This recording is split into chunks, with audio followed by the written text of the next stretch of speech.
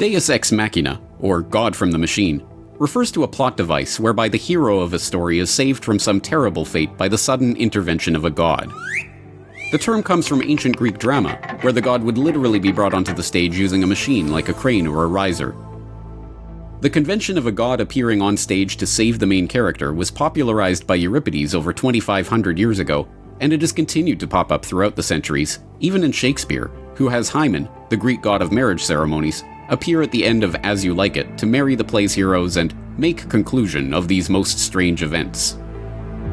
The plot device is still used to this day. Now, instead of a god intervening to save the day, some miraculous event, object, character, or ability appears from nowhere to save the day. Think of the deadly, unstoppable Martians in Wells's War of the Worlds, for example, felled not by the combined artillery of the world's militaries, but by ordinary bacteria. Or think of the T-Rex at the end of Jurassic Park, appearing out of nowhere to save the heroes from the velociraptors.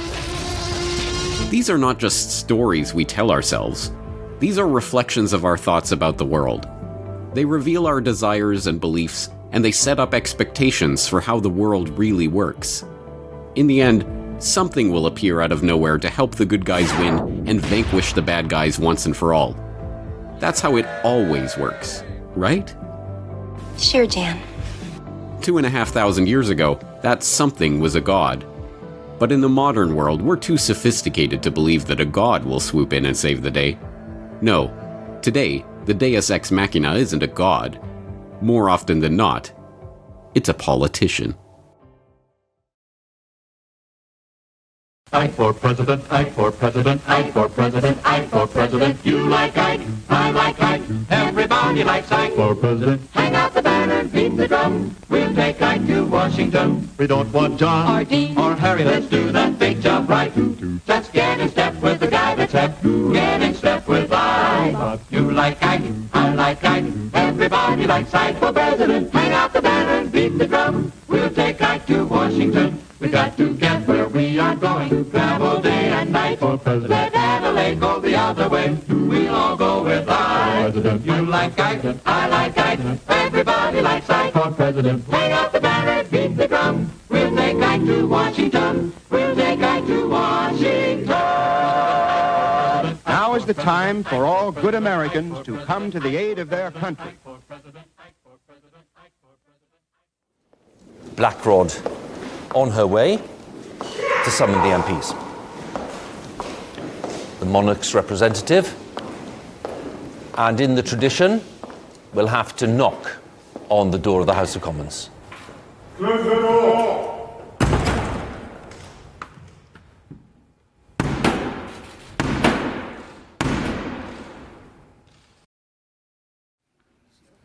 Mr. Speaker, the Queen commands this honourable House to attend Her Majesty immediately in the House of Peers.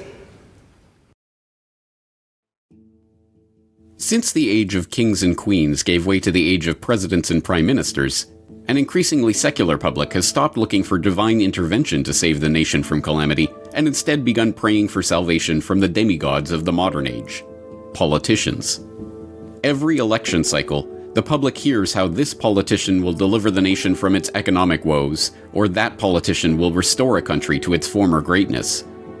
In 1916, Woodrow Wilson was re-elected as President of the United States on the back of his popular campaign slogan, "He kept us out of war." But like all of the presumptive political saviors of the democratic age, in which popularity contests determine who seizes power and the public is swayed by the nicest sounding promises, Wilson too promptly broke his word. Just 5 months after his re-election, he oversaw U.S. entry into the First World War and gave his now famous speech assuring the public that getting the U.S. into war was necessary to make the world safe for democracy. Similarly, Lyndon B. Johnson won election in 1964, promising to limit America's involvement in Vietnam. Some others are eager to enlarge the conflict. They call upon us to supply American boys to do the job that Asian boys should do. But this, too, was just another swiftly broken promise by yet another political savior. Air action is now in execution against gunboats and certain supporting facilities in North Vietnam. Laughably, even George W. Bush won the election in 2000, promising a humble American foreign policy and a vow to only fight short, winnable wars with well-defined objectives.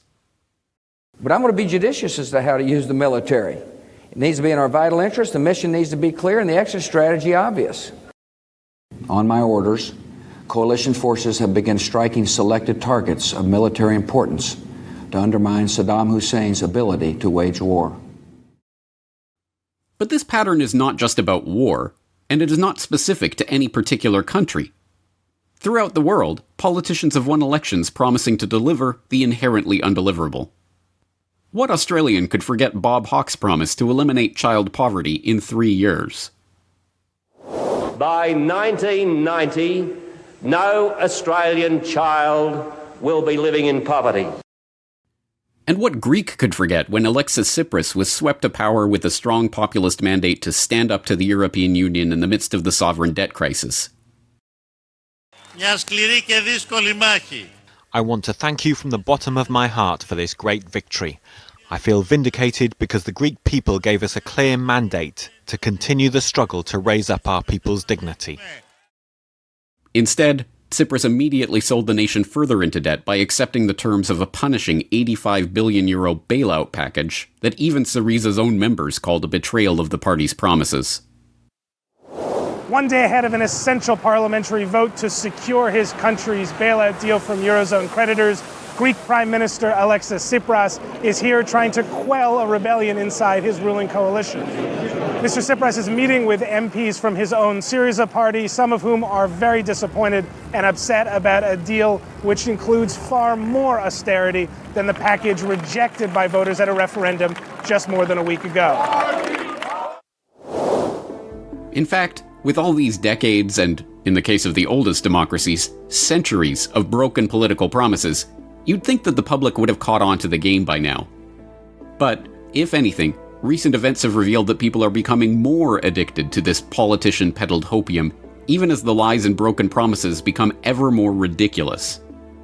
In 2008, this endlessly escalating wave of political insanity seemed to reach a crescendo as it dashed upon the shores of the presidential campaign of Barack Obama.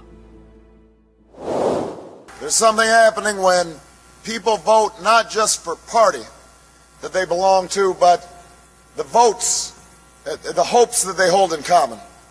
We are ready to take this country in a fundamentally new direction. That's what's happening in America right now. Change is what's happening in America.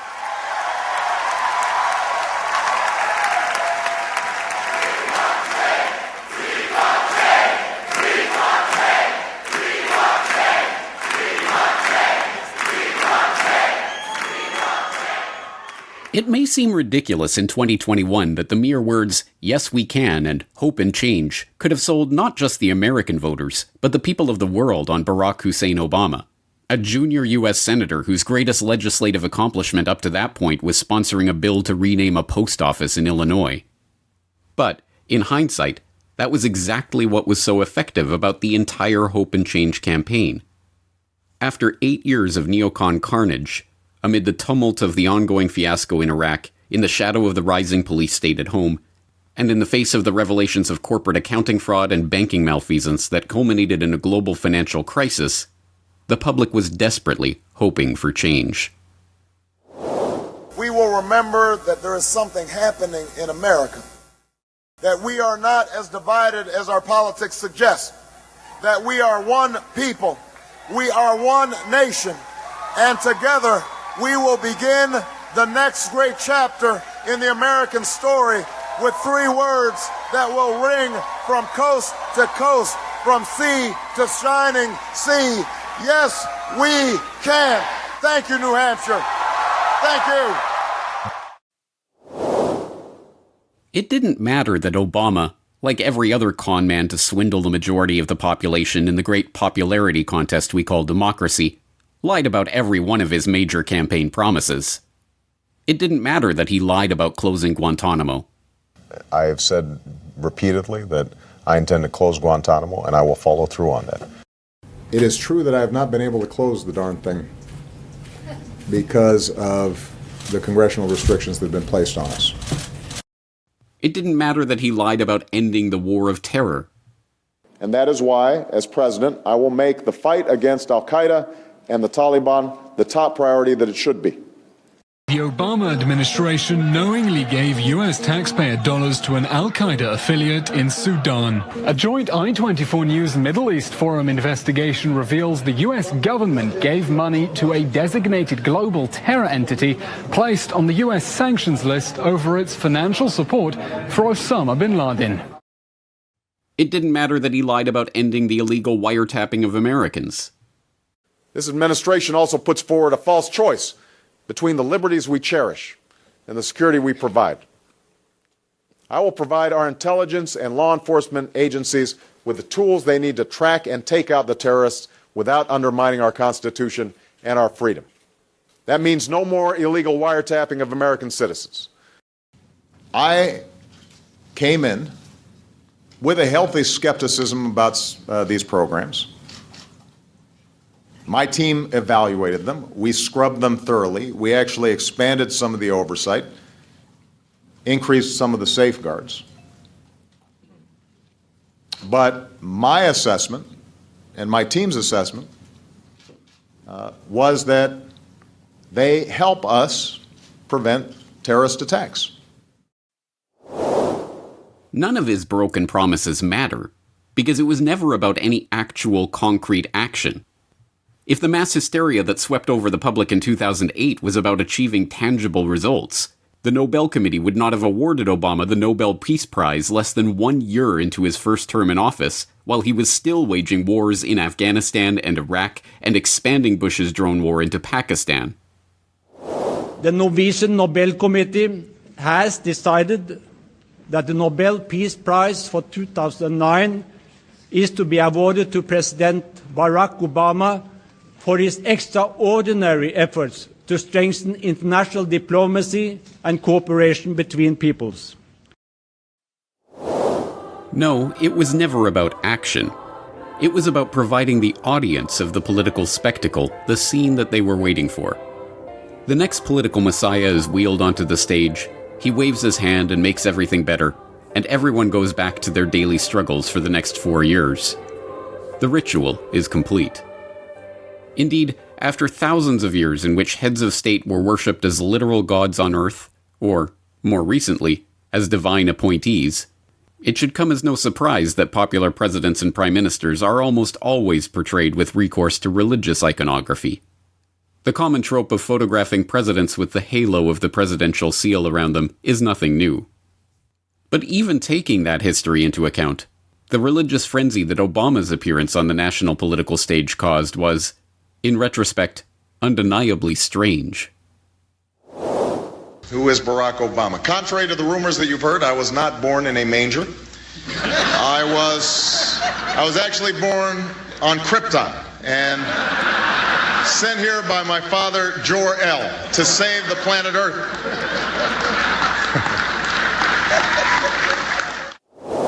In the hysteria of the 2008 campaign, Obama wasn't received by the public as a political candidate with a series of policy prescriptions for improving the country. He was the god from the machine, the deus ex machina who could appear on stage and bless everyone with his absolution. Obama was not just Superman, but the god of all things, a heaven-sent shining new hope bathed in angelic light who was the literal second coming.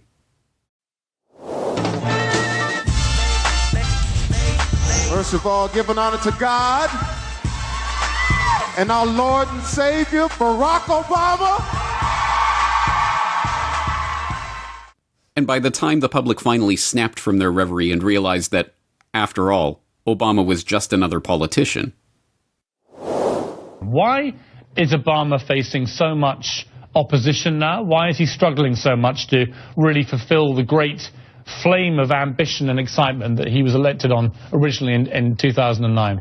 Well, you've touched on it to a degree. He made so many promises. We thought that he was going to be, I shouldn't say this at Christmas time, but the next Messiah.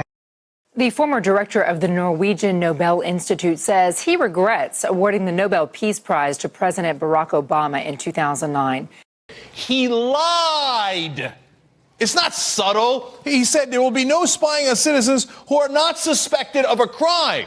He lied. There is spying on all of us, and we are not suspected of a crime. Barack Obama is a liar. Can I make it clear?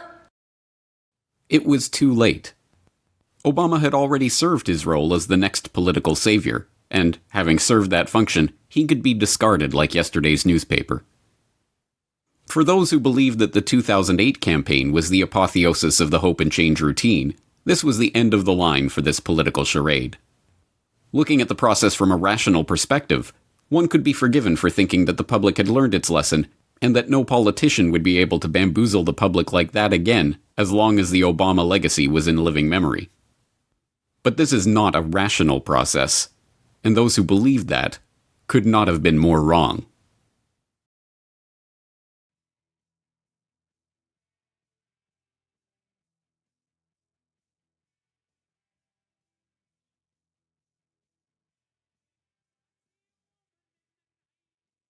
Lest there be any confusion that the public was being prepared for yet another Deus Ex Machina ritual, this time the god descended onto the political stage via a literal machine, a golden escalator. And, from his dais, this god, too, brought the good tidings to the cheering crowd. The country is saved once again. Ladies and gentlemen, I am officially running for President of the United States, and we are going to make our country great again.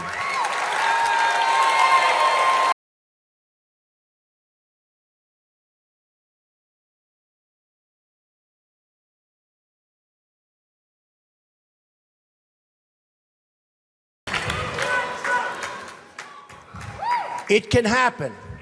The next day, it was revealed that the scene was a literal stage play.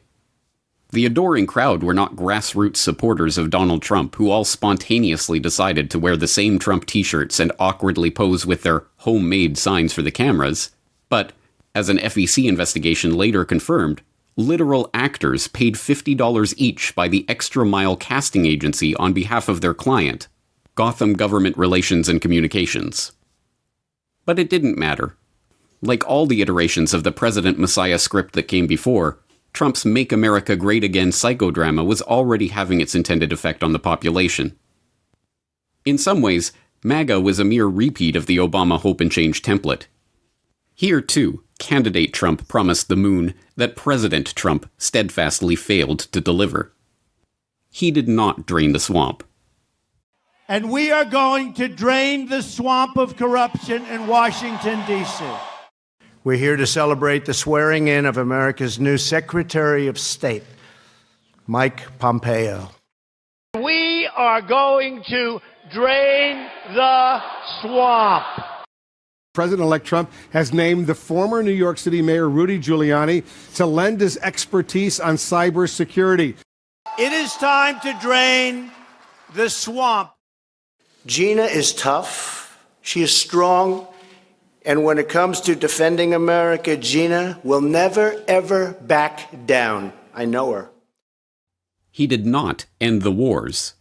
And look at the mess we have. We've destabilized the Middle East, and it's a mess.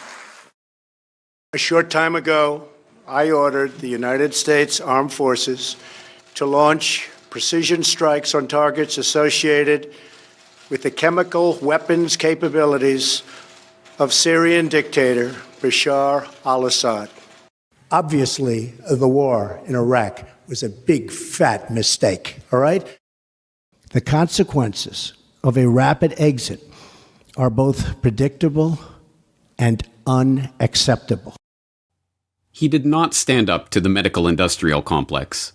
Just the other day, 2 years old, 2.5 years old, a child, a beautiful child, went to have the vaccine and came back and a week later got a tremendous fever, got very, very sick, now is autistic.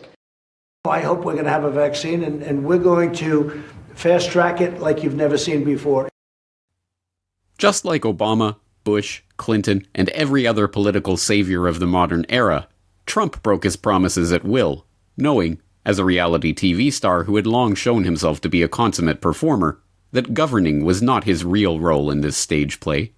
He had come to entertain the audience and save the country, not deliver on promises.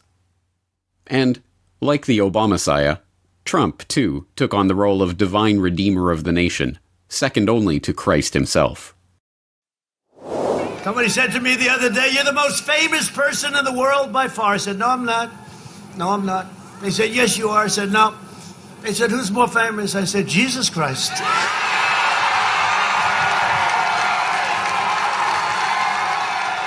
Trump assured us, was loved by the Jewish people in Israel like the second coming of God. And once again, the president was being portrayed as heaven sent, a man chosen by God himself to lead America back to the promised land. And I shared it with him. I said, "Mr. President, I know there are people that say, you said you were the chosen one."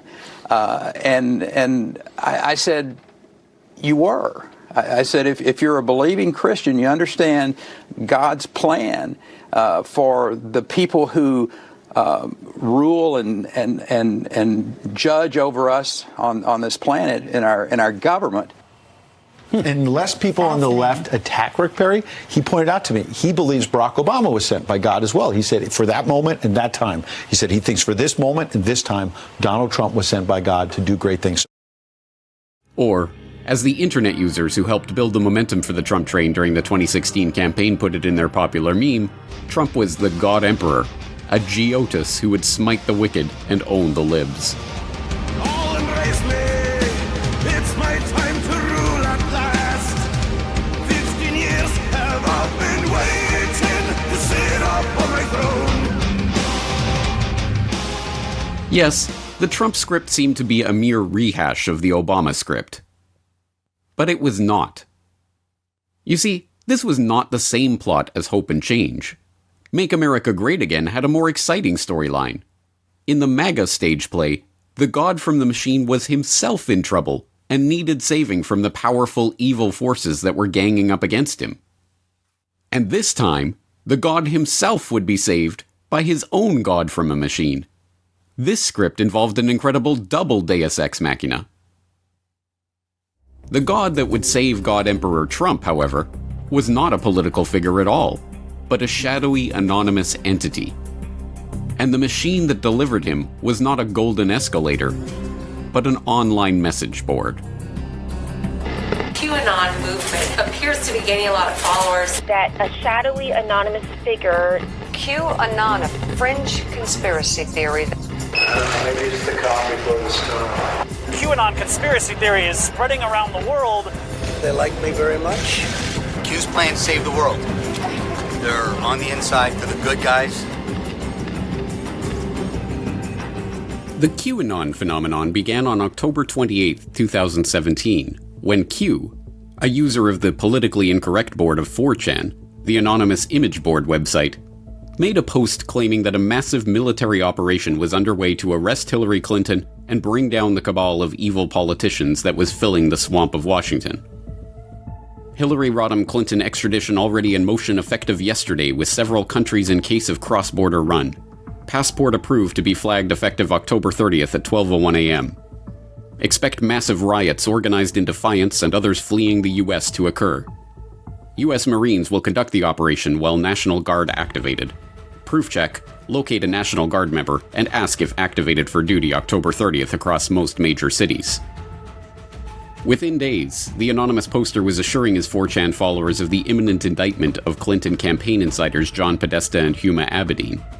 And on November 2nd, less than a week after the initial post, the poster was calling himself Q Clearance Patriot and claiming that over the course of the next several days he will undoubtedly realize that we are taking back our great country.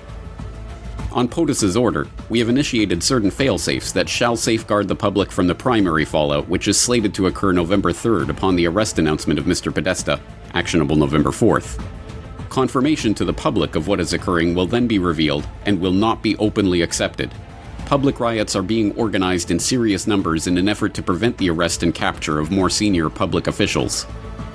On POTUS's order, a state of temporary military control will be actioned and special ops carried out. In every way, these early Q drops exemplify the QAnon phenomenon that it spawned. They pick up on the language and code words of classified government operations like Mockingbird and Q clearance. They pretend to impart insider information about high-level political events, even predicting specific events on specific dates, like the arrest announcement of Podesta and the beginning of a military coup. And they pose a series of vague rhetorical questions. Why does POTUS surround himself with generals? What is military intelligence? Why go around the three-letter agencies? That feel important without providing any specific knowledge or insight. It did not matter that none of this poster's specific predictions or declarations came to pass. Eventually, an entire movement would arise dedicated to reading, parsing, and spreading the gospel of this new god from the machine that they called Q. The good guys with control over the NSA began the Q intelligence dissemination program to invoke an online grassroots movement that came to be called the Great Awakening. It started on underground internet channels and then moved to the mainstream. The ironic thing was that when I started reading Q's posts, for me it was like, oh yeah, okay, sure, people who worship Satan in our government. I have to speak up again for QAnon and the importance of what I'm convinced is a military intelligence operation that is, for the first time, assisting us. He is someone that is very much loves his country, and he's on the same page as us. The truth is, I was so relieved that there were very obviously a resistance happening to the massive corruption that had been growing in our country for so long. The reason why people are grateful for my Q decodes is that Q gives people hope. As Q's notoriety grew, so too did the grandiosity of his predictions, promises, and pronouncements. Followers were told to expect false flags and that there would be fireworks, but that the president would be 100% insulated. They were exhorted to trust Attorney General Jeff Sessions and assured that February 1st, 2018 would be the day of days. They were promised a parade that will never be forgotten on November 11th of 2018. They were assured that Mark Zuckerberg was stepping down as chairman of Facebook. July 2018 would be the month the world discovered the truth, with Q asserting that there would be conspiracy no more. Of course, every one of these pronouncements was categorically wrong. But, as Q taught his followers to believe, disinformation is real, and disinformation is necessary. So these false predictions were in fact signs that Q was telling the truth. It didn't make sense. It didn't have to. All it had to do was fill the viewers of the unfolding political spectacle with hopium. The belief that this new god from the machine was going to swoop in with his Q clearance compatriots and save the day at the last moment. Remarkably, that belief persisted even after the last moment. And Q is having them focus on something over there while something over there is actually going on. That's the necessary part of disinformation. Donald Trump will continue to be the president of the United States for the next 4 years. There's no doubt in my mind. When I'm asked on a scale of 1 to 10, what's the scale that you put that Trump will be the next president, I say 10, without a doubt. What happened was we watermarked every ballot with what's called the QFS blockchain encryption code. In other words, we know pretty well where every ballot is, where it went, and who has it. So this is not a stolen election. On the contrary, we reversed the entire game of war along the lines of Sun Tzu, the art of war. I just want to acknowledge, because I've gotten a lot of emails today from people who are feeling absolute desperation. They think that this thing is over and that President Trump is not going to be able to do anything to stop it. I want to remind you of Sun Tzu's art of war. Make your opponent think you're weak, look weak, be strong. We've got 72 hours to save the Republic. It's not over until the fat lady sings. Wait until you see the election audit results. Remember, multiple states now are visiting Arizona. You think this is just going to stop with Arizona? No, this is where it begins. It isn't hard to see why Q became so popular. Like every good Deus Ex Machina, Q promised to deliver the audience of the current political drama exactly what they wanted. An entertaining, exciting, and satisfying resolution to the play, delivering the hero, Trump, from evil, the Democrats, just in the nick of time. It is not coincidence that "enjoy the show" and "get the popcorn" became favorite phrases of Q and the QAnon followers. This was, after all, just that. A show. A scripted drama designed to play on the psyche of the audience. But if this was a script, what was the point? It's easy to understand the presidential version of the Deus Ex Machina script. It keeps people voting and participating in a system that will continue on with an agenda regardless of who is occupying the Oval Office. But what was the point of the QAnon script? Who was the intended audience of this psychodrama, and what effect did it have on them? The clue comes in Q's constant exhortations for his followers to trust. Trust Sessions. Trust Grassley. Trust POTUS. Trust the plan. The terminology, as well as the methodology, of the Q operation evokes Operation Trust, a Soviet counterintelligence program in the 1920s that took over a pro-monarchist organization, the Monarchist Union of Central Russia. The Soviets used operatives within the organization to persuade members that they should not engage in militant activity against the government, because a plan was underway for internal anti-Bolshevik forces to topple the regime. Trust the plan. In this case, trusting the plan got members of the opposition either put on trial and sent to the gulags, or blackmailed into working for Soviet intelligence. Q certainly did pacify many with his constant entreaty to trust the plan. Q also rallied people time and time again to support the policies, operations, and personnel of the very deep state that they were supposedly fighting against. Suddenly, Jeff Sessions, Bill Barr, John Bolton, and other longtime members of the political establishment were the good guys in this elaborate drama. 99% of the agents at the CIA, FBI, DOJ, and NSA were patriots who served with distinction and thus needed to be supported. The decades-long neocon dream of invading Iran became, in the eyes of Q followers, a good and noble cause.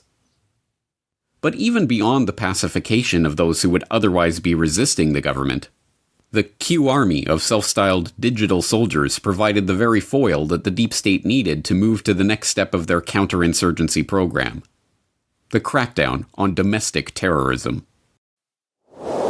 While QAnon has become tied to the president, it has also caught the attention of the FBI, along with a growing number of other fringe theories. In an internal memo, the Bureau warns some of those conspiracy theories will likely motivate some domestic extremists to commit criminal, sometimes violent activity. The FBI says January's riot at the Capitol was a turning point for the conspiracy movement QAnon, with some followers dropping out, disappointed that the promises of the person behind it, known as Q, haven't come to pass. But others, the FBI says, may become so frustrated they turn more to violence, such as, quote, harming perceived members of the cabal, such as Democrats and other political opposition. But I think the reality is that what you're seeing, all this activity by the FBI, by law enforcement to go after and arrest people, that's all great, but that's all right of the boom. And in intelligence, you really want to be left of the boom. You want to be way out ahead of the events. And I think we're going to have to reset our entire intelligence approach to these white supremacist militias, these dangerous ultra-nationalist organizations. I think we're going to have to look at greater surveillance of them. The FBI is going to have to run confidential sources. We're going to have to penetrate these plots long before they present a violent threat to our democracy if we want to have any hope of stopping these in the future. The demonstrators who infiltrated the Capitol have defiled the seat of American democracy. To those who engaged in the acts of violence and destruction, you do not represent our country. And to those who broke the law, you will pay. And now, after years of being told to get the popcorn and enjoy the show, the QAnon movement is slowly beginning to realize that they were had. Worse, the very intelligence agencies and military that they had so fervently hoped would swoop in and save the day are the very agencies that are now swooping in to round them up. But QAnon was by no means the first time that hopium had been injected into the veins of the conspiracy research community. In the 1990s, a power industry teaching consultant named Harvey Francis Barnard developed a proposed set of reforms for America's monetary and tax system that he called the National Economic Security and Recovery Act, or NESARA. He self-published a book outlining his proposal, sent copies to members of Congress, started an institute to promote the idea, and, in 2000, published his proposal on the internet. At that point, NESARA became the centerpiece of an elaborate hoax promulgated by an online charlatan calling herself the Dove of Oneness. In this story, the NESARA bill is a miracle. It abolishes income taxes, forgives mortgages, zeroes out credit cards, and declares peace. Even more miraculous, in a stunning move only known to the Dove of Oneness, the bill had been secretly passed by Congress and was due to take effect on September 11, 2001, which is why the World Trade Center was destroyed. But, like every good drama, this story too had a deus ex machina to keep Dove's internet audience hanging on and enjoying the show. The White Knights, an underground group of good guys who were in high positions within all these institutions, who were fed up with the status quo and were planning a coup d'etat that was going to happen very soon. Just as with Q, the cult that grew around the NESARA myth with its White Knight gods from the machine promised specific events on specific dates. Every time a prediction failed to happen, followers were reassured that the long-promised coup had been delayed so that the White Knights could better prepare the public for the pandemonium that would ensue when they swoop in to save the day. In the meantime, followers could get the popcorn and enjoy the show, knowing that all their debt would soon be forgiven and that peace on earth was just around the corner. And the name of that book in which Barnard first laid out his NESARA proposal? Draining the Swamp. Yes, the Deus Ex Machina story is trotted out every few years under different guises. A secret order of ninjas is preparing to assassinate the evil Illuminati and bring peace to the world. A secret stash of trillions of dollars is about to be shared out with the people of the world, ending all poverty. A cosmic realignment is going to take place on December 21st, 2012, raising humanity to a higher level of consciousness and ending all strife and suffering. An anonymous 4chan poster is leaking classified information about a good military coup that's going to restore order and drain the swamp. The message is always the same. Get the popcorn and enjoy the show. The god is coming from the machine to save you. Just wait. It is no great shame to be fooled by hopium at least once. Everyone has trouble distinguishing genuine hope from synthetic hopium when they first encounter it. Moving on, one of your former close aides recently said that you, quote, engaged in conspiracy theories, including perhaps the 9/11 attacks were coordinated with the CIA, and that the Bush administration might have known about the attacks ahead of time. So, have you ever expressed in front of anyone? No, wait. Don't go any further than that. That's complete nonsense. It's nonsense. Just stop that. That's complete not nonsense. True. I did not. I never bought into that stuff. I never talked about it. Okay. About the conspiracy of Bush knowing about this? No, come on. Let's be reasonable. Okay. That's just off the wall. Over and over, we see the same story play out. The crowd begins to lose interest in the political stage play. They begin to suspect that it's fake, that reality is taking place somewhere off stage and out of sight. They begin to realize that they are not spectators at all, but active participants with the ability to shape the world around them. And then along comes a god from a machine peddling hopium, and the audience goes back to enjoying the show. None of this is to denigrate the religious instinct that compels humans to look for a savior from the heavens. On the contrary, those with religious faith should be the most offended by this god from the machine script that sees their most cherished divine beliefs cynically played on by would-be political rulers masquerading as gods. Of course the hopium peddled by these fake gods is enticing. It's designed to be.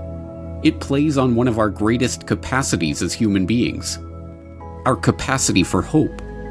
Our belief that we can make the world a better place, and that we are not condemned to forever wait for the god from the machine to deliver us from our problems. But hopium is not hope. Like opium, which binds to opioid receptors in the brain to provide temporary pain relief, hopium is a synthetic, man-made construct which provides us with the simulacrum of hope. And, like opium, hopium can disrupt our lives, pacify us into inactivity, and make us suffer withdrawals in its absence. No, we must not abandon hope itself.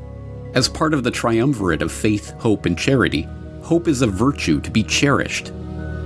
Genuine hope is the rocket fuel that humans use to propel themselves towards their goals. Without hope, there would be no motivation to do anything to improve our situation. But that is the difference. Hope compels us to go out there and try to improve our situation. Hopium, on the other hand, convinces us that someone else has taken care of the problem, that we can just sit back, get the popcorn, and enjoy the show. Like the dope peddler on the street corner, the politicians and hucksters are always ready to satisfy their mark with a dose of hopium. And the public, more often than not, is only too happy to take it. But hopium is a deadly drug, and the god from the machine is nothing but a cheap stage trick. Nothing will change until we stop enjoying the show and realize that we are not spectators watching history unfold from the sidelines. We are history's actors, and propelled by genuine hope, we can and will change the world.